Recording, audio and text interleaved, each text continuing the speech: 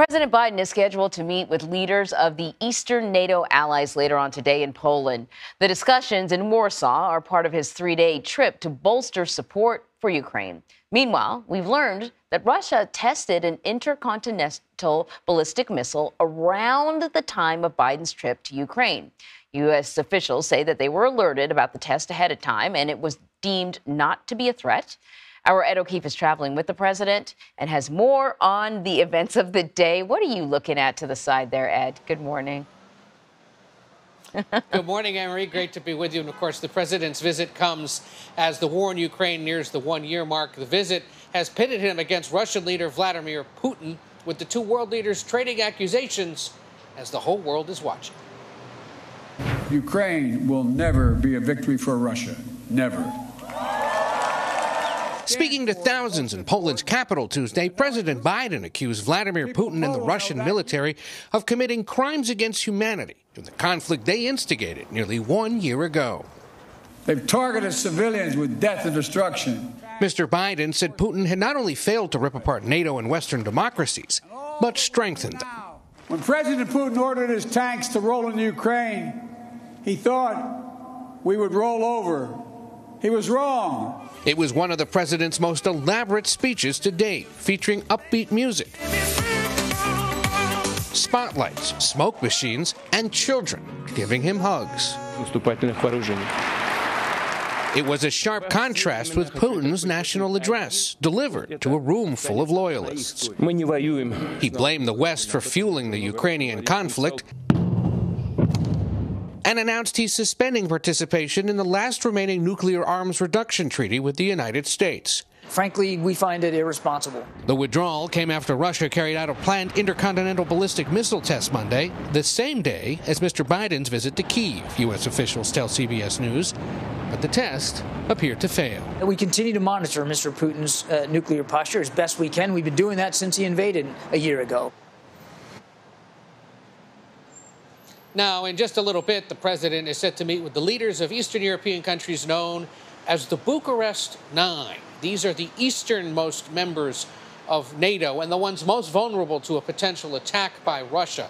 Aides have said in the lead-up to this visit, and while we've been here, that the president was eager to not only express public support to Ukraine by making that visit to Kyiv, but also to remind the world of a key element of the NATO Charter, that an attack on one member country is an attack on all.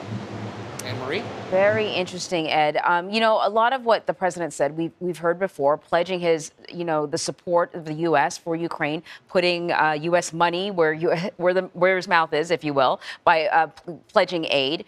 I'm wondering, considering how much like a campaign event that speech sort of looked like, how much of this trip is about hammering out concrete agreements and promises, as opposed to the messaging being sent out to Russia, to the audience back here at home in the U.S., and perhaps to the rest of the world?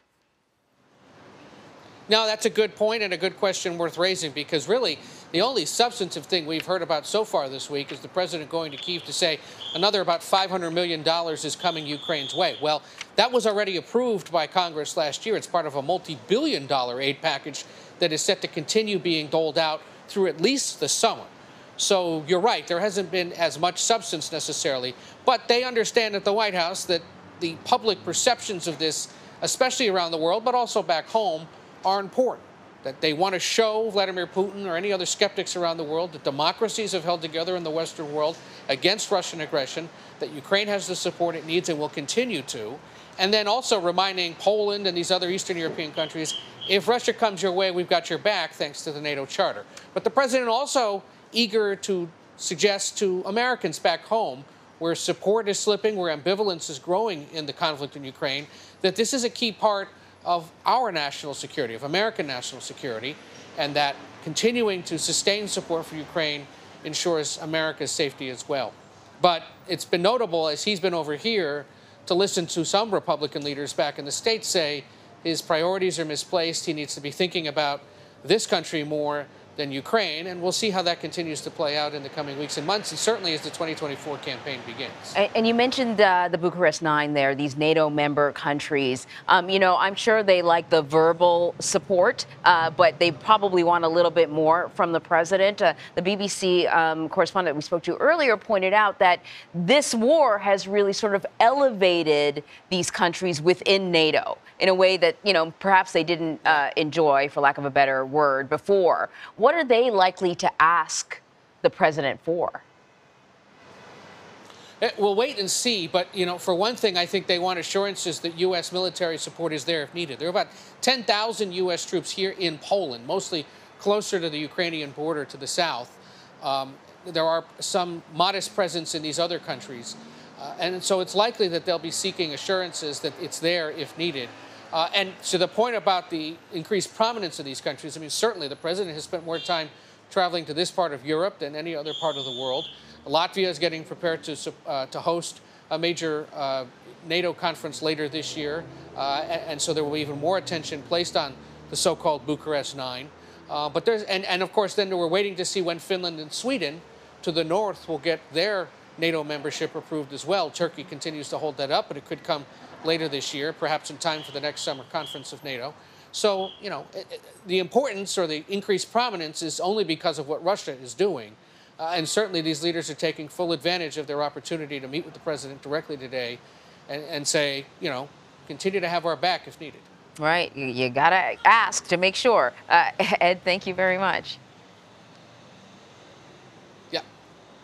So we are taking a look at the big moments over the past year as the war rages on in Ukraine. You can stream our special Ukraine Invasion 1 year later. That's going to happen tomorrow night, or rather tomorrow at noon Eastern, right here on CBS News.